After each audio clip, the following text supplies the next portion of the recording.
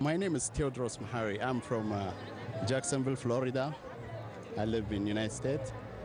It's my first time to in Eritrea to celebrate the Independence Day. It's unbelievable, the people here in Eritrea. And I am so happy.